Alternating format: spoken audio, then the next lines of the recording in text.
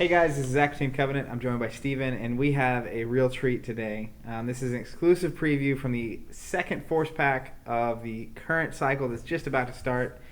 What's the name of the pack? Lure of the Darkside. Lure of the Darkside. Yeah. And we were fortunate enough to get the Scum and Villainy objective set from that pack. We're about to break it down. Scum and Villainy are the coolest cards. Coolest and least good. Currently, they're struggling a bit, but there are some builds that have recently made use of them, and I think that we'll see more and more as time goes on. I hope that's the case. New cards in this game right now is like finally getting water after walking through a desert for months. So it's really exciting. We have the first pack, Heroes and Legends, coming out this week, and that's awesome. New, and then to know that there's more. This is coming. There's so. more. Let's get into it, shall we? Let's kick it off. I'll take the objective here itself. It's called the Findsman's Intuition, and of course, for those checking at home, we do know what Findsmen are. That is it was kind of the semi-religious bounty hunter group that worshipped the mists to find their targets on the Gand region, Gand Sounds planet. Awesome. Yeah, it does sound really cool.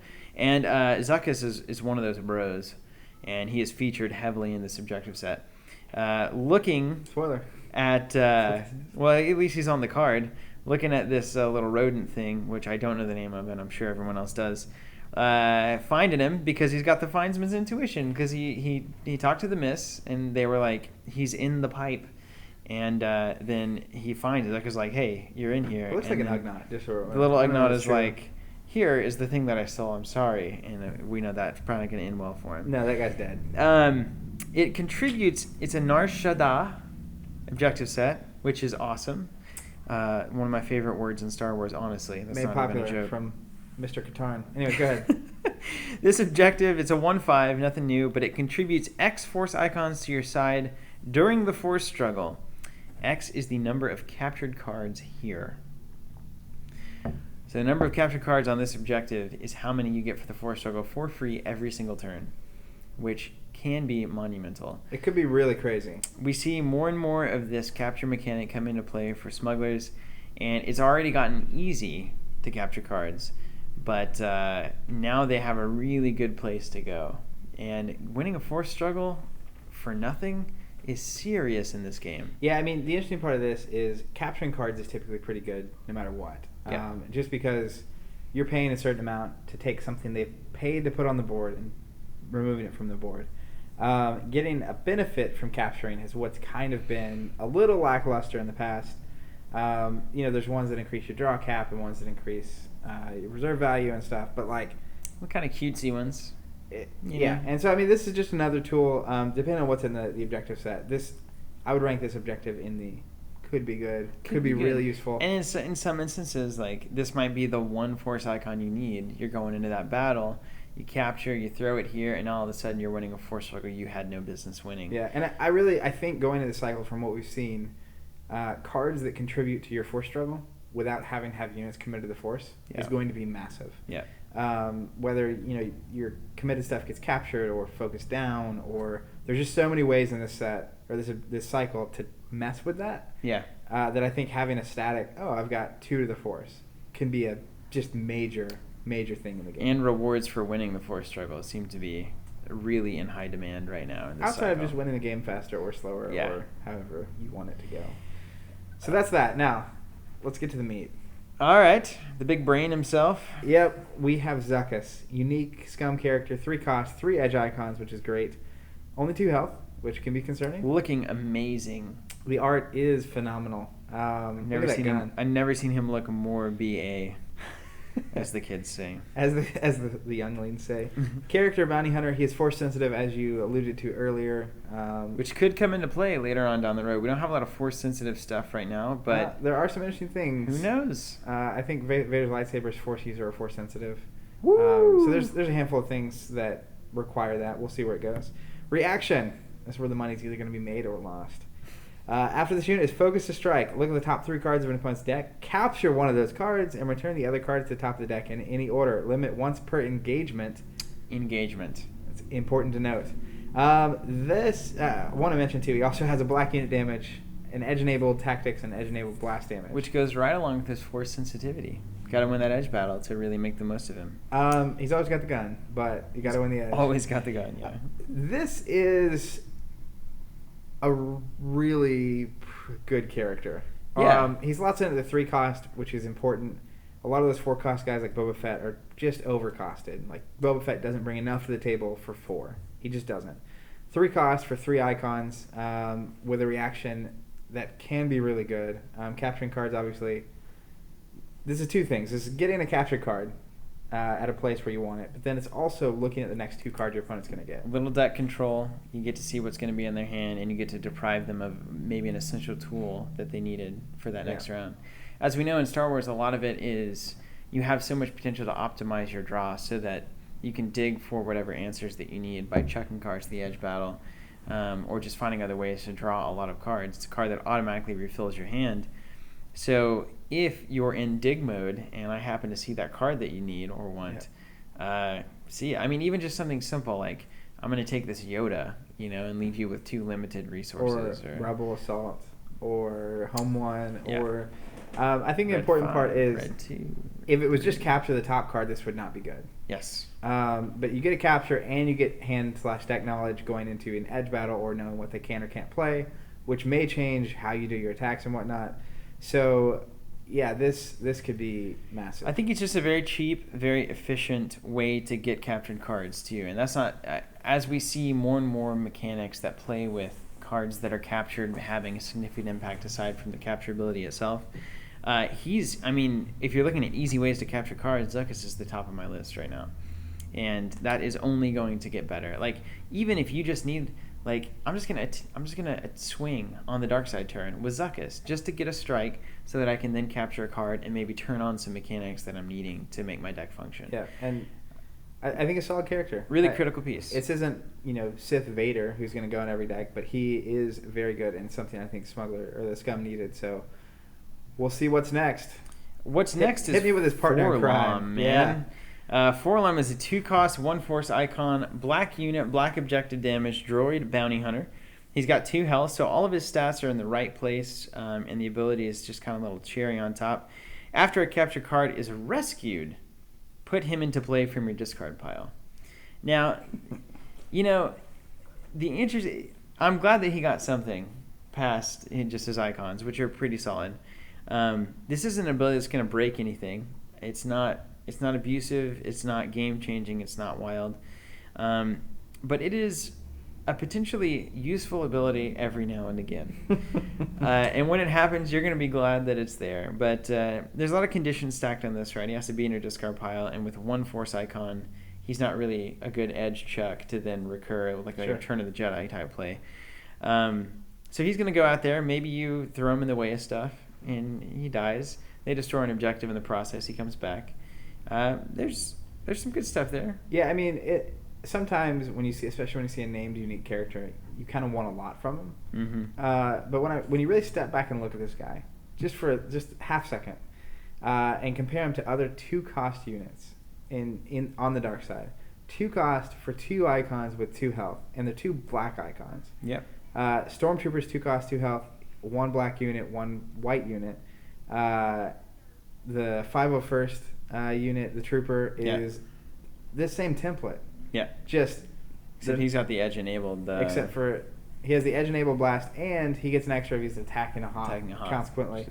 But this is a different ability. And what I love about this is recursion from discard. I cannot say enough about that effect. It's so powerful. They have to be careful with it.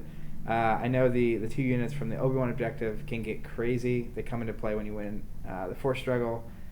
To me, this is a guy, you won't be pitching him to an edge battle, you'll be playing him, and you can sacrifice him. Like, you can throw him into the wind. He's a good little sleuth blocker there. He's great for blocking, he's great for attacking. It's a solid little character. It really is. And when we get to the end of the set, I'll talk a little bit about uniques. But, I don't know, I think he's good. And getting back from discard ever, like, you can imagine situations where the lights has a lot of damage on the table. Maybe they play a red 2, or they just have a lot of units. They blow up an objective. Here he comes. Mm-hmm. So now I can block with him. Let's say you kill him. If you blow up another, he's going to keep coming back. The interesting part is, typically they can only destroy 3 objectives. So unless they have some other way of rescuing, that's what I was thinking. He's going to have limited utility. If Darkside gets a card that says it's basically in exchange for the light side rescuing a card of their choice, you get to do 2 damage to something, and then he pops in play. I think if we start seeing plays like that, that's a really strong case for Forlom. A 2 cost and at the health and stats that he is reasonable. And I think maybe one of the more significant things that we haven't seen expounded upon yet is both droid and bounty hunter keywords. Those are 2 what I feel like are going to be really strong keywords, a year from now, where you have cards that can make droids do cool things, because we're going to start seeing IG-88 and we're going to see some of these droids that are prominent. Sure. And I imagine there's going to be synergy there. So keep an eye on Forlom for a droid and a bounty hunter as well. Yeah, I think he's a really interesting character. Like he's just solid, honestly. Yeah, he's all right. You're not going to be sad to see him. No, he's a good 2-drop to have in your deck. Like characters, you can't say enough about. Next up, we have an enhancement, 0 cost, neutral, 1 force icon. It's an item, enhance an enemy unit. Enhanced unit loses all force icons. That's a card. Period. That is such a card. Oh my word, field. man. Containment field. The thing for me with this, enemy unit. It's not a character. There's no character restriction on this. So I know Rebels and Sleuths already have a hard time winning the force struggle. They just already are tough with it. And being able to lock anything out, I mean, Yoda's on the board. You give an enhancement, so he's going to get better because he has enhancement. But at the same time, you turn him to offense instead of sit back. If you can't win that force struggle, there's going to be a price to pay in this cycle. Yes. There's going to be a price to pay. So this is an enhancement that I love. It's powerful. It's crazy. You've already committed the dude. You can't recommit him. He's either Yoda dies or you basically lost a force card. Yep. Yeah, it looks really good. 0 cost is a nice little hey, how are you? And I'm glad to see that that Scum get to play the Force Struggle game as well. In a very different way, though, You were thinking it might be, Jedi Sith are getting all these Force-based cards, and then the rest of us are just kind of hanging out. But it looks like everyone's going to do it in their own way, and Scum, of course, does it by just stripping the icons from somebody else. Or taking their commitment card. I really like that. I also the flavor of this card to me is awesome, because you basically are capturing a Jedi or whoever, and they aren't contributing to the Force. It's so they're contained. Exactly where you want it to be. So I love this card. Well, let's move on to something that might pair well with a card like this. Springing the Ambush is a 1-cost trap, 2 Force icons. After you win a Force struggle, capture a target enemy unit committed to the Force. That's unbelievable. That is so unbelievable. For 1? A capture effect for 1. I'm going to play that for 1. Get out of here. Yeah. I mean, you could literally just, depending on the board, I mean, if it's, and I've seen this many times, you'll have a big Hoss who's elite committed to the Force because they're elite. It's fine. Maybe you even have Luke, old strikey Luke, and he removes a focus at the start of your opponent's turn. That's no big deal. But all of a sudden, your Darkside turn might be play a dude, commit, spring the ambush, capture, or heaven forbid, 2 of them. Just capture this guy. You've lost 2 dudes. You've lost the Force struggle, and I now have 2 captured cards that I can do a myriad of absurd things with. Yeah. And what a strong card and an interesting play. This one. So now, when I'm really thinking about this objective, it's going to get crazy. There's a lot of ways to capture in this one. Yeah. A lot of ways. Yeah. So let's get to card 6, and I want to talk about the whole objective. Yeah. Because card 6 is unreal. Well, it's not unreal, but it's good. It's good. All right, so it's a 1-cost Scum event. It's called Payout. It's a bounty. It's limited. First time I think we've seen limited on an event, so you can't play a limited resource on the same turn. Action: remove 1 focus token from each Scum objective you control. Yep. Interesting things here. Okay, so on first glance, this is a 1-cost thing. So let's just assume that I pay 2 with my 2 Scum objectives. I got a third one that's untapped. And then I use that one with the payout to remove from the other 2. Now, question is, and I don't know if I know the answer or if you know the answer, is the focus that I just put on there to pay for this 1 cost then removed? Boom. Somebody knows it. They have the power of the internet to look it up. We really, it's hard to say because I know you play a card, then pay for it technically, but then the effect resolves, I believe. So I'm half tempted to say that you get to remove the focus that you just played. I will note that if you can do that, this card is a lot better. Yes. If you can't, it's still good, but it's just not as good as it otherwise is. Yeah, it's essentially, I mean, if that's not the case, you spend 1 and you gain 2 back. So you're netting 1 resource ultimately. Well, you can spend the 1 on your affiliation. Yes, absolutely. And that is ultimately the point of this card. Yeah, I apologize. so I should have gone there first. You can spend 1 on affiliation, remove 3 from your objectives, and it's basically 1 for 3, which is a 2 gain. Yeah, net gain of 2. I mean, this is a super strong card. Even just at net gain of 2, that's fantastic. Yeah, I mean, if you think about the limited 1-cost resources, all the various ones that are 1/1 limited, you pay 1 on the turn. The first turn you play it makes itself back. So to net 2, immediately, it's 2 turns after you've played a 1-cost resource before the third turn after is when it actually becomes better. And by then the card. game's about over. Yeah, so this is big, and this is big for surprise reasons as well. Like, oh, he's only got 1 resource. Yeah. Whatever cards are in the game, and it's like, I'm going to pay 1. Now I can actually force Shockwave you because I have the 2 extra resources in the Council, Advisor of the Emperor on the board. There's 3 resources. Yeah. Boom. You had no idea it was coming. There's even the big Detained. Is it Detained? What's the big just capture anything from Scum? Captured. I've never seen it in play because nobody plays it. But like that's a hedge. Is that a 4-coster? It's 3. 3? Pay 3, capture a unit. That's perfect, right? Yeah. So like all of a sudden you look like you have 1 resource open, but now something's captured. Yeah. It really has potential. It looks very good to me. I'm excited about it. I love Scum. Yeah, they're good. So I want to talk about this objective. Let's talk it out. First of all, Payout. From a bigger perspective.